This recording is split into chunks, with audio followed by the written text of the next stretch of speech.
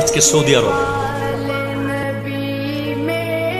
যারা সারা পৃথিবীর হেডকোয়ার্টার, যেখান থেকে আমার নবী গোটা বিশ্ব চালিয়েছেন, যেখানে হযরত ওমর ফারুক আযম রাদিয়াল্লাহু তাআলা মিম্বরে দাঁড়িয়ে 22 লক্ষ বর্গ মাইল শাসন করেছেন, যে মিম্বর থেকে গর্জন দিয়েছেন হযরতে মাওলা আলী কাররামাল্লাহু তাআলা ওয়াজহুল কারীম,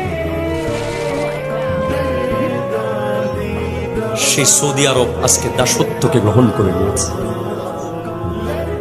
দুবাই, ওমান, কাতার, কুয়েত সবগুলো দেশ দাসত্বের শৃঙ্খলে নিয়মিত আবদ্ধ হচ্ছে। এই কথাগুলো যদি না বলে মরে যায় আলেম হিসেবে কিয়ামতের মাঠে আল্লাহ ধরবে। কারণ আলেম তিনি যিনি কারো গোলামি করতে পারে না, সেটা হোক কোনো প্রেসিডেন্ট, হোক মসজিদ কমিটির সভাপতি।